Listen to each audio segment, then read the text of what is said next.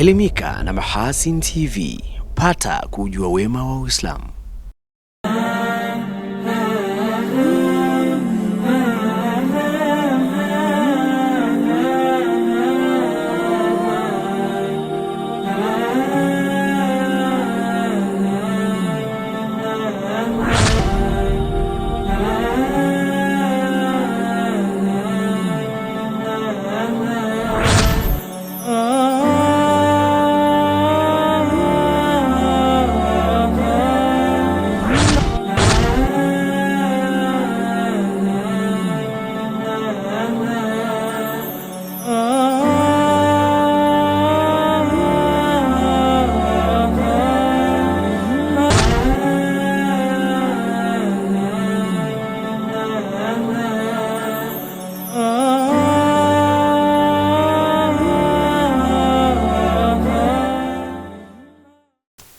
Naam, assalamu alaikum wa rahmatullahi wa barakatuh, mtazamaji wa Mahasin TV. Ni matumaini yangu buheri wa afya popote pale ulipo, na karibu katika jahazi la wiki siku hii ya leo. Hapa ndipo sehemu pekee ambapo utapata kuzifahamu zile habari za kitaifa na pamoja na zile za kimataifa ambazo zimejiri katika juma zima hili, bila kusahau zile nasaha mbalimbali ambazo zimekumbushwa na mahatibu kutoka katika misikiti mbalimbali. Katika hayo na mengine mengi, mimi jina langu ni Zuberi Mgaya ambaye nitakuwa nahodha kukuongozea jahazi la wiki katika siku hii ya leo.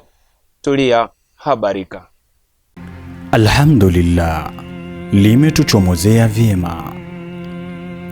Mihangaiko na misukosuko ya hapa na pale,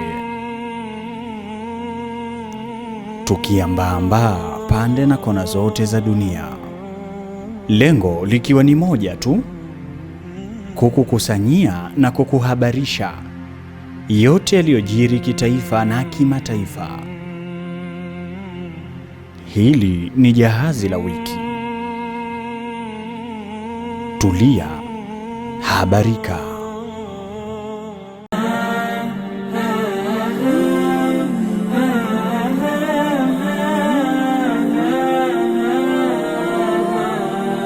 Naam, mtazamaji wa Mahasin TV, katika jahazi la wiki hii leo tumeangazia taarifa mbalimbali, lakini moja kwa moja tuanzie na huko visiwani Zanzibar, ambako jeshi la polisi Zanzibar limewataka wananchi kutokuwa na hofu kuelekea katika siku ya uchaguzi mkuu Oktoba 29 ya mwaka huu 2025, na badala yake wajitokeze kushiriki mchakato wa uchaguzi kwa njia ya amani ili kutimiza haki yao ya msingi kikatiba. Akizungumza na waandishi wa habari katika makao makuu ya jeshi la polisi kamisheni ya Zanzibar, kamishna wa jeshi la polisi Zanzibar CP Kombo Hamis Kombo amewataka wananchi kujitokeza kushiriki uchaguzi bila hofu yoyote ya uvunjifu wa amani. Jeshi la polisi kamisheni ya polisi Zanzibar linapenda kuhakikishia wananchi wote wa Zanzibar kwamba hali ya ulinzi na usalama katika kipindi hiki cha kuelekea katika uchaguzi mkuu wa mwaka 2025 inaendelea kuwa shwari na imara, na limejipanga kikamilifu kuhakikisha uchaguzi unafanyika katika mazingira ya amani, utulivu na usalama wa hali ya juu. Hivyo basi, naomba wananchi washiriki katika mchakato wa uchaguzi kwa utulivu, bila hofu wala wasiwasi wowote, kwani vyombo vya ulinzi na usalama viko timamu kwa ajili ya usalama wenu. CP Kombo ameelezea mikakati mbalimbali inayofanywa na jeshi la polisi kwa mashirikiano na vyombo vingine vya ulinzi na usalama, ikiwemo kutoa elimu kuhusu umuhimu wa utunzaji wa amani nchini kwenye makundi mbalimbali yaliyopo katika jamii. Kushirikiana na vyombo vingine vya ulinzi na usalama, tume ya uchaguzi, vyama vya siasa na wadau wa amani, jeshi la polisi kamisheni ya polisi Zanzibar limeweka mikakati thabiti ya kudhibiti vitendo vya uvunjifu wa amani kabla, wakati na baada ya uchaguzi. Hivyo basi, tumetoa ulinzi wa kutosha. Tutaweka ulinzi wa kutosha katika vituo vyote vya kupigia kura na maeneo yenye mikusanyiko mikubwa ya watu na maeneo yote ya nchi, na tutaendelea kutoa elimu kwa wananchi kuhusu umuhimu wa kudumisha amani na kuepuka ushawishi wa kufanya vurugu. Aidha, CP Kombo amewataka viongozi wa vyama vya siasa kuheshimu mamlaka za uchaguzi na kuwataka kuwa mstari wa mbele kuhamasisha wananchi wajitokeze kushiriki uchaguzi kwa njia ya amani. Tunawasihi viongozi wa vyama vya siasa, wafuasi na wananchi wote wafuate sheria, waheshimu mamlaka za uchaguzi na waendelee kuhubiri amani. Amani ya Zanzibar ni yetu sote na hakuna atakayekubaliwa kuichezea. Sheria itachukua mkondo wake na wale watakaovuruga amani watajilaumu wenyewe. Nako jijini Dar es Salaam, Jumuiya ya Ansar Sunna Tanzania JASUTA imewahimiza wananchi kushiriki kikamilifu katika zoezi la kupiga kura katika uchaguzi mkuu wa rais, wa bunge na madiwani utakaofanyika Oktoba 29 mwaka huu 2025 na kuachana na mihemko inayoweza kulitumbukiza taifa kwenye machafuko. Taarifa yake Abdallah Matotora inasimuliwa naye Rajabu Shaban Matuga. Akisoma tamko la JASUTA kuelekea uchaguzi mkuu Oktoba 29 mwaka huu 2025 kwa niaba ya Amiri wa JASUTA Sheikh Juma Omar Poli, mjumbe kamati tendaji taifa Sheikh Ramadhan Idi amesema maslahi ya taifa yanapaswa kutangulizwa mbele katika kipindi chote cha uchaguzi ili kuinusuru nchi na athari hasi za uchaguzi zinazoweza kujitokeza. Tukio la uchaguzi ni tukio nyeti, ni tukio muhimu sana katika nchi yetu. Kama halikufanyika kwa umakini, kutanguliza mbele maslahi ya taifa mara nyingi hupelekea katika uvunjifu wa amani na hata kulitumbukiza taifa katika janga la machafuko. Jumuiya ya Ansar Sunna Tanzania inawahimiza na kuwaomba wananchi wote kushiriki kikamilifu katika zoezi la kupiga kura kwa amani. Kwa wale ambao hawatoshiriki zoezi hilo, tunawahimiza na kuwaomba watulie majumbani na kujiepusha na matukio yote yenye viashiria vya uvunjifu wa amani.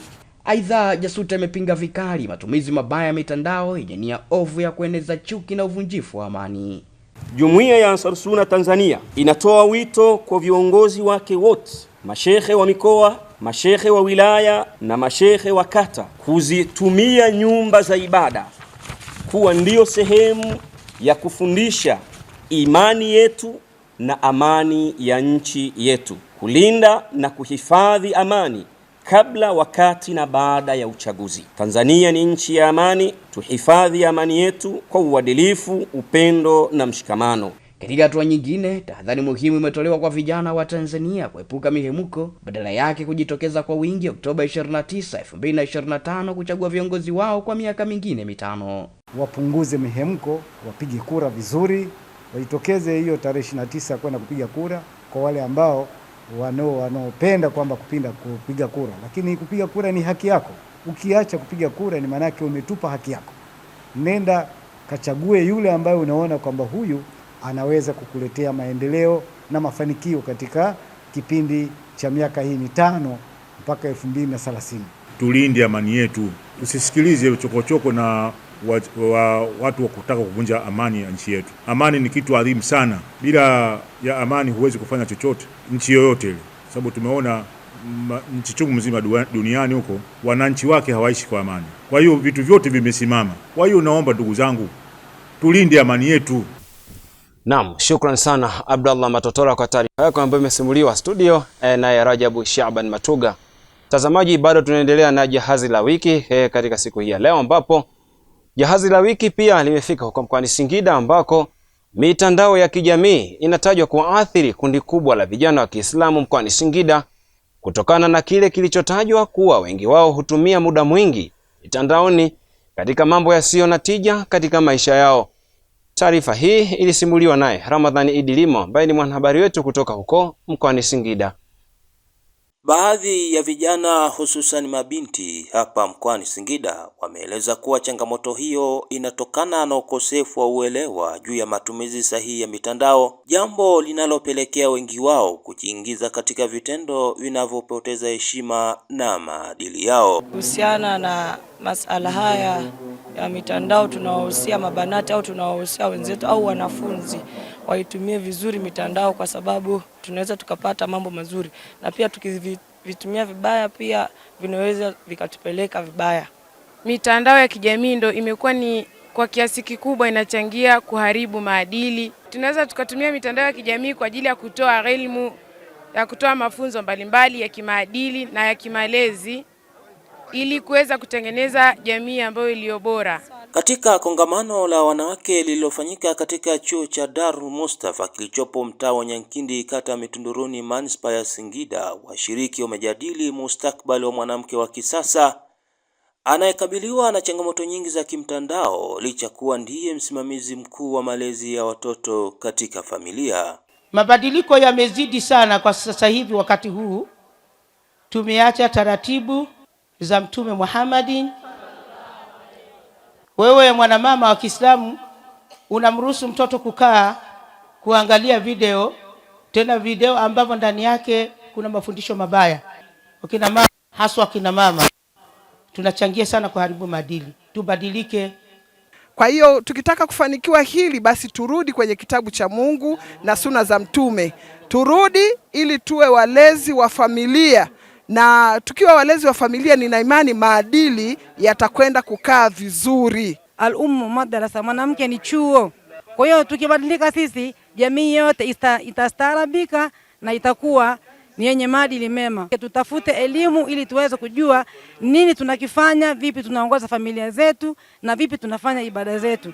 Kwa upande wake, mkuu wa chuo cha Darul Mustafa Sheikh Saidi Wawa amesema chuo hicho kimekuwa mstari wa mbele katika kuwafundisha wanawake elimu ya dini na maadili, jambo linalosaidia kuwajenga kuwa nguzo imara katika familia. Kama Darul Mustafa tunajaribu kutoa mchango wa kuwafundisha sana mabinti zetu namna gani ya kutumia vizuri teknolojia, lakini pia na kuwahimiza wale ambao bado hawajaingia madarasani basi waamue sasa kuingia madarasani ili tuweze kuiokoa jamii yetu na hali mbaya ya mmomonyoko wa maadili ndani ya jamii ya Kiislamu. Nikiripoti kutokea hapa mkoani Singida, Ramadhan Idilimu wa Mahasin TV. Naam, ni Ramadhan Idilima huyo ambaye ameripoti kutoka huko mkoani Singida. Hivi sasa mtazamaji, turudi tena huko visiwani Zanzibar ambako Rais wa Zanzibar na mwenyekiti wa Baraza la Mapinduzi Daktari Hussein Ali Mwinyi amesema serikali itaendelea na sera ya kutoa 80% ya bei ya karafuu kwa wakulima ili kuwainua kiuchumi na kuchochea uzalishaji wa zao hilo. Taarifa hii iliweza kusimuliwa naye Hilali Sefu Riami. Rais Dr. Mwinyi ameyasema hayo alipozungumza katika hafla ya ugawaji wa hati miliki za mashamba ya karafuu kwa wakulima wa mkoa wa Kusini Pemba, hafla iliyofanyika ukumbi wa Umoja ni Nguvu wa Baraza la Mji mkoani. Sisi Serikali ya Mapinduzi ya Zanzibar, sera yetu tuliamua kwamba mkulima apewe 80% ya bei ya dunia tunayouzia. Siku hizi hakuna kitu cha siri. Nendeni kwenye mtandao, mtaona bei ya karafuu ya mwaka huu kiasi gani. Hapa Zanzibar 80% ya bei hiyo ndio tunaompa mkulima. Vinginevyo tukiruhusu ile soko wanaloita soko huria, maana na mimi nimelitafakari, nina uhakika wafanyabiashara wataungana kushusha bei ili mkulima apate kidogo, wao wapate zaidi, watajiriki. Kwa hivyo nakuombeni na kusihini, hii bei ya 80% ina maslahi kwenu, kwa sababu sisi hatutizami tunampa mkulima shilingi ngapi, tunatizama tunauza kwa shilingi ngapi, mkulima apate 80% ya bei hiyo. Kwa hivyo serikali itaendelea na sera hii ya kutoa 80% ya bei ya kuuzia. Kuna mwaka karafuu inafika $8.5, kuna mwaka karafuu inafika $10. Kile itakapokuwa inapanda na mkulima atapewa kikubwa zaidi. Rais Dr. Mwinyi amesema hatua ya serikali kukabidhi mashamba ya wakulima wa karafuu mashamba ya serikali ni katika kukabiliana na changamoto ya uzalishaji mdogo wa zao hilo. Haya yote yanalenga kuhakikisha kwamba karafuu yetu tunaongeza uzalishaji ili tuweze kuchangia, karafuu ichangie kwenye uchumi wa taifa. Kwa hivyo ndugu zangu, leo tuko hapa, tumekuja na haya mambo. Moja ni kutatua changamoto hizi ambazo kubwa kuliko zote ilikuwa ni umiliki wa mashamba. Ni matarajio yangu kwamba leo wakati tunakabidhi hati hizi, sasa mna uhakika wa umiliki, mna uhakika hakuna mtu atakayekuja kukodisha kwa watu wengine. Muyatunze, muyapalilie, muhakikishe mnapanda mikarafuu mipya na itakusaidieni kwa maisha na itasaidia uchumi wa nchi vile vile. Aidha, Dr. Mwinyi amekabidhi gari kwa Wizara ya Ardhi na Maendeleo ya Makazi ili kuimarisha ufuatiliaji wa mashamba ya karafuu. Tukuhakikishie kwamba kama alivyosema katibu mtendaji, hatutamdhulumu mtu hata mmoja. Kama kawaida yetu, hatuwezi kumdhulumu mtu na tutahakikisha hatutamdhulumu mtu. Kila mwenye haki yake atapatiwa haki yake. Kwa hivyo niwaombe sana wakulima wenzangu, tushirikiane kwa pamoja, kwa sababu sio kama zoezi litakuwa ni rahisi sana. Zoezi linataka mashirikiano ya pamoja na ukweli wa pamoja. Tukishirikiana, tukashikamana kwa pamoja, hili jambo litakwenda vizuri, kwa sababu sisi hatuna nia ya kumdhulumu mtu.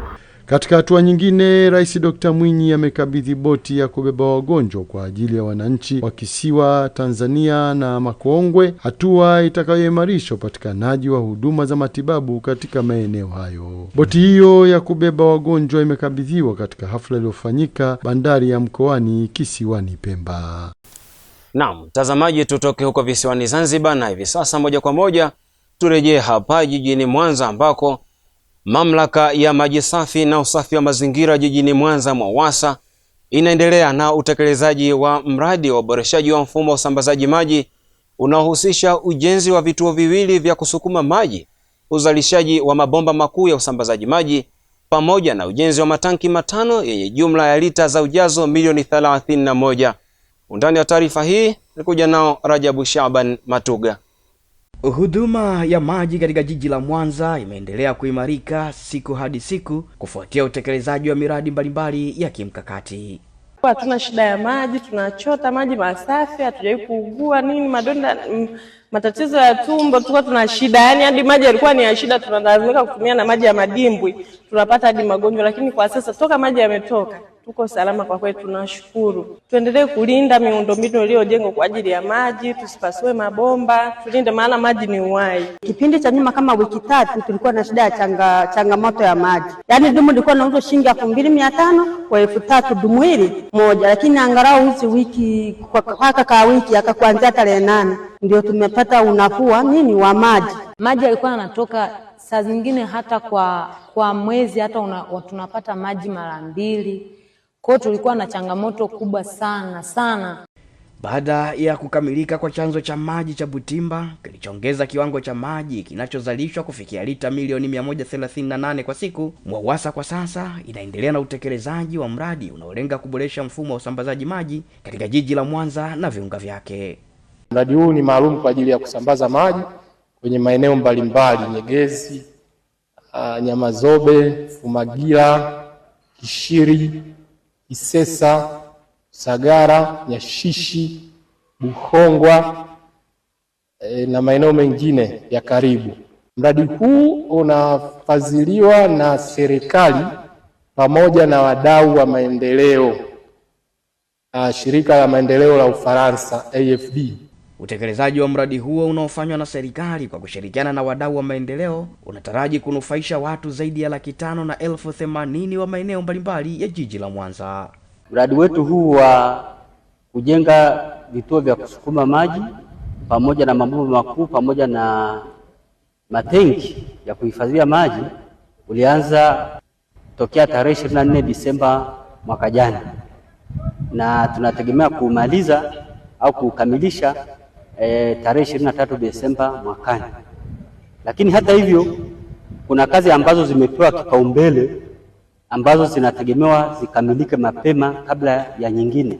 Matenki hayo matano yenye jumla ya ujazo wa lita milioni 31 yanajengwa katika maeneo ya Buhongwa, Kagera, Nyamazobe, Fumagila, Kisesa na Usagara na yatapokea maji kutoka katika chanzo kipya cha maji Butimba. Mradi huo unaogharimu zaidi ya shilingi bilioni 46 unaendelea kutekelezwa ukitarajiwa kukamilika ifikapo mwezi Disemba mwakani 2026. Naam, mtazamaji, kwa taarifa hiyo ambayo imesimuliwa naye Rajabu Shaban Matuga kutoka hapa jijini Mwanza, inatufanya kufika tamati ya jahazi la wiki kwenye upande wa habari za kitaifa. Tunapata fursa ya kupoza koo kwa sekunde chache, na tukirejea ni wasaa mzuri wa kuzifahamu zile nasaha mbalimbali ambazo zimekumbushwa na mahatibu kutoka katika misikiti mbalimbali. Hii ni Mahasin TV, pata kujua wema kwa Uislamu.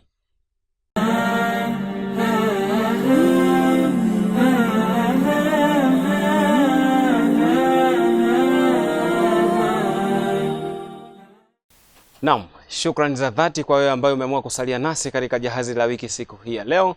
Na hivi sasa ni wasaa mzuri wa kuzifahamu zile nasaha mbalimbali ambazo zimekumbushwa na mahatibu kutoka katika misikiti mbalimbali.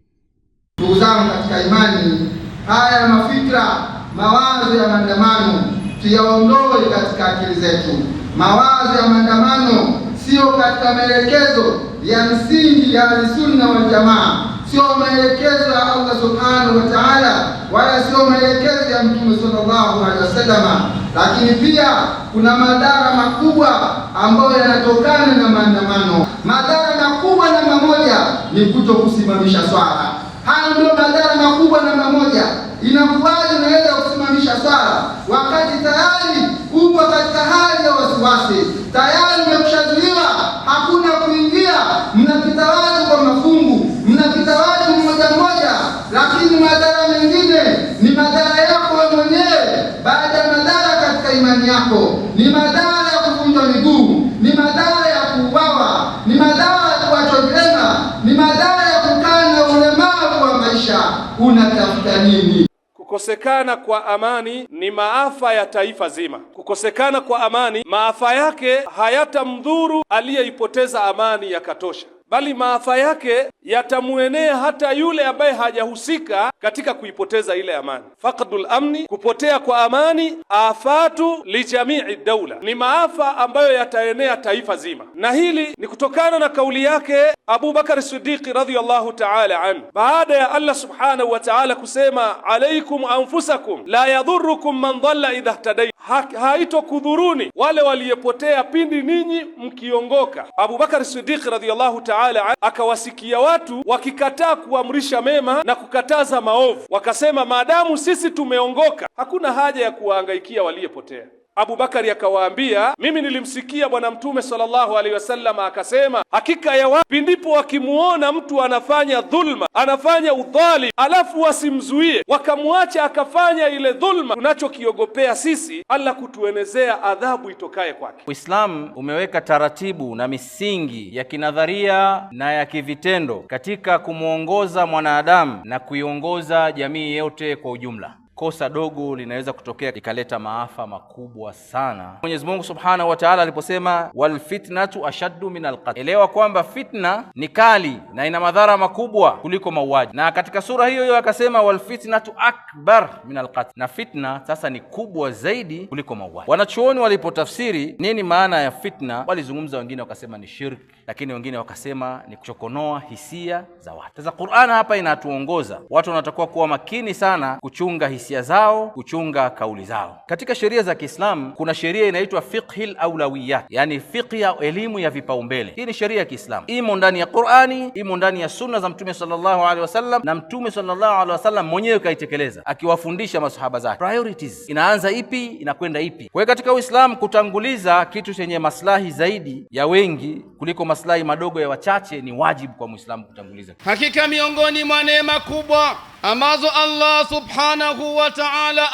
amewaneemesha waja wake baada ya kumwamini Allah subhanahu wa ta'ala ni neema ya amani na utulivu. Hiyo ni zawadi, hiyo ni baraka inayotoka kwa Allah subhanahu wa ta'ala ambaye ni mkarimu sana, ambaye ni mwingi wa rahma. Neema ya amani haiwezi kulinganishwa na thamani yoyote duniani. Kwa kupatikana amani, elimu itaenea, watu watahukumiwa kwa uadilifu na watu watapewa haki zao. Riziki inaweza kupatikana kwa urahisi, riziki inaweza ikapatikana kwa wingi. Yule fisadi wetu, yule muovu wetu anaweza kuzuiwa kwa sababu ya amani ipo. Kwa muovu kuzuiwa, watu watapata amani, mali zao haziwezi kupora wala kuibwa. Amani inapokuwa imetoweka, yanatoweka mema mbalimbali katika nchi unayoyajua na yale usiyoyajua. Mazoea na tabia, neema huioni kuwa ni neema. tuna neema ya amani na utulivu katika nchi yetu, lakini tunaona kuna vidudu mtu vinasababisha hivi maneno mabaya,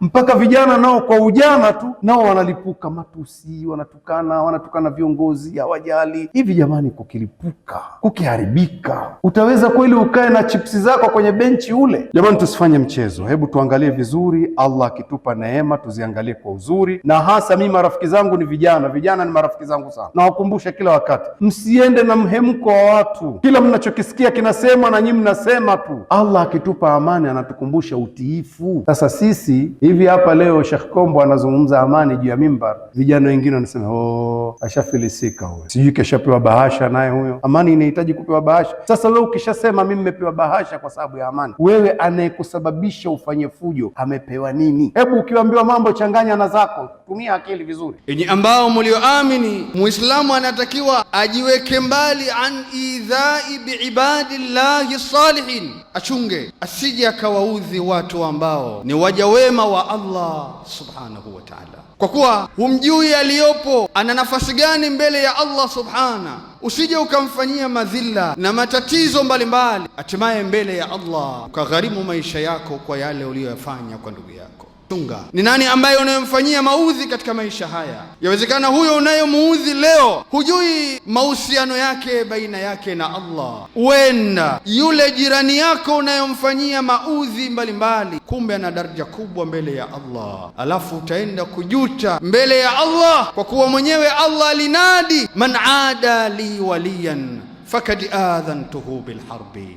Yoyote atakayemfanyia uadui kipenzi changu afahamu ya kwamba ametangaza vita pamoja nami. Allah ndani ya Suratul Nur anatueleza waumini wa kweli hali yao halisi pindi wanapoitwa kwa Allah na mtume wake ili wapate kuhukumu baina yao. Kauli yao inakuwaga vipi? Allah anasema, innama kana qawla almu'minina idha du'u ila Allah wa rasuli, hakika si vinginevyo kauli ya waumini wa kweli siku zote inakuwaga hivi, idha du'u ila Allahi wa rasulihi liyahkuma bainahum, pindi watakapoitwa kwa Allah na mtume wake ili apate kuhukumu baina yao, kukata shauri baina yao, an yaqulu sami'na wa ata'na. Waumini wa kweli kauli yao inakuwaga moja tu, tumesikia na tutatii. Allah hapo akawathibitishia kufaulu kulikokuwa kukubwa kabisa. Sala wanaume jamaa ni msikitini, ukutana ndani ya msikiti. Mwanamume hasali majumbani isipokuwa kwa udhu. Leo ukamwona mtu siku nzima hata kusali, akwambia mimi nasali, na wengine akwambia ni sunna. Naam, iko ikhtilaf, lakini ndugu yangu Muislamu, fikiria mambo mawili. Ikiwa Mtume sallam ametia nia ya kuchoma majumba ya wasiokuja kusali, wewe bado ashikilia ni sunna, jambo rahisi. Jiulize ndugu yangu Muislamu, limadha buniyat almasajid? Haya misikiti yamejengwa sababu nini? Limadha bada an-nabiy sallallahu alaihi wasallam bibina'i almasjid awwala ma qadima almadina? Kwa nini Mtume sallam jambo la kwanza alipoingia Madina alijenga msikiti? Si watu wangesali majumbani mwao, lakini Mtume sallam kaonesha umuhimu wa watu kusali kwenye misikiti. Bal makatha 10 sanawat, Mtume sallallahu alaihi wasallam alikaa miaka 10 katika mji wa Madina, hakuna siku alikosa sala ya jamaa isipokuwa katika maradhi ya kufa kwake. Suala kujiuliza, Muislamu wa aina gani huyu ambaye kwamba yumwamini Allah subhanahu wa ta'ala, akasikia muadhini ni mzima wa kiwiliwili chake, ana amani ndani ya nyumba yake, kisha asitoke kuitikia adhan, kisha asitoke kuitikia mwito wa Allah subhanahu wa ta'ala? Naam, hayo angalau ni kwa uchache tu, mtazamaji wa Mahasin TV, ambapo kamera zetu za Mahasin TV zilifika huko na kuvinjari katika misikiti mbali, lakini katika mengi na mengi unaweza kuungana nasi katika kipindi chetu cha hutuba za Ijumaa. Utavinjari mengi zaidi ambayo yamejiri katika mimba hii. Sasa tunakwenda mapumziko mafupi, na tukirejea ni wasaa mzuri wa kuzifahamu zile taarifa ambazo zimeweza kujiri nje ya mipaka ya Tanzania. Mahasin TV channel namba 455 katika kingamuzi cha Azam.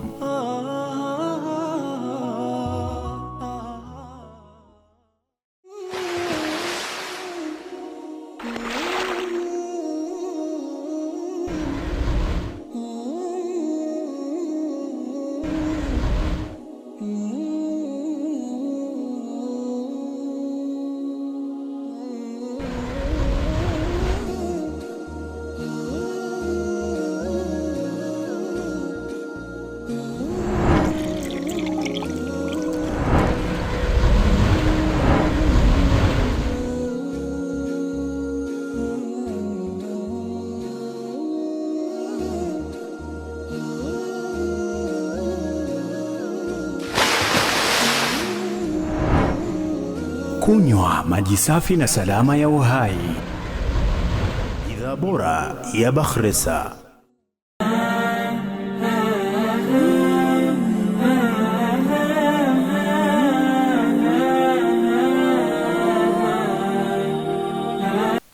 Naam, tumerejea tena mtazamaji wa Mahasin TV, na hivi sasa ni wasaa mzuri wa kuzifahamu zile taarifa ambazo zimejiri nje ya mipaka ya Tanzania katika juma zima hili.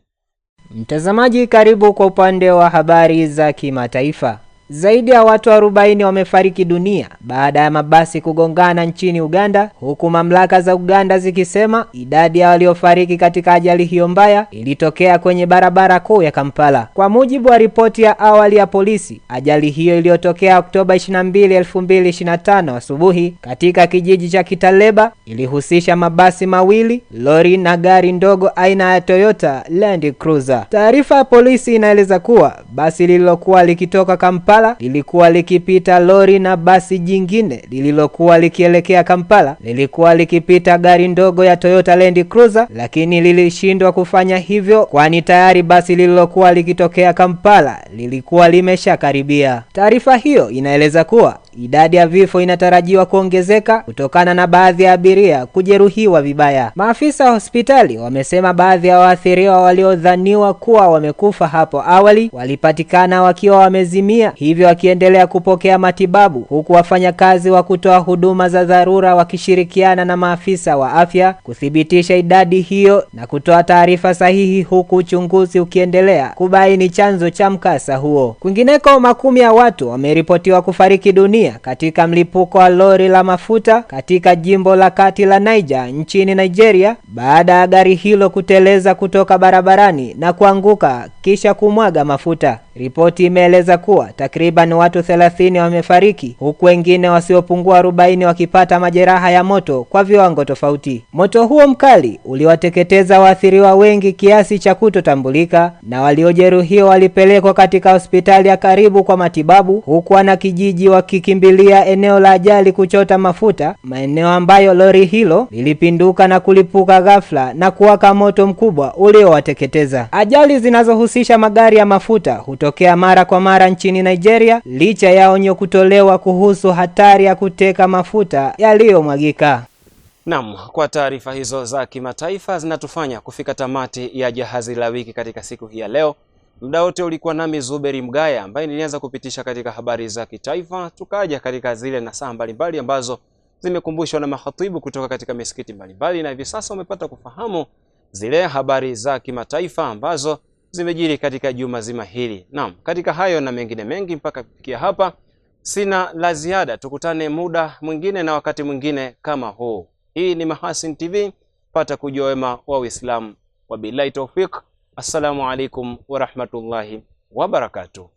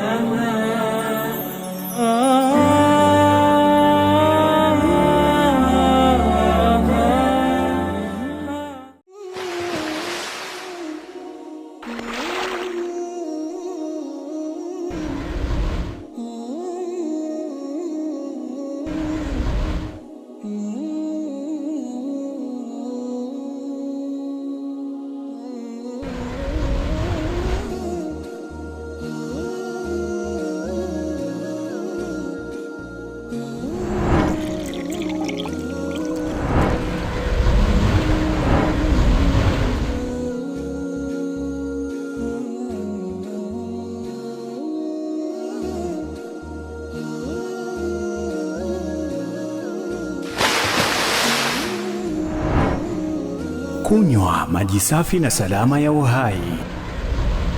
Bidhaa bora ya Bakhresa.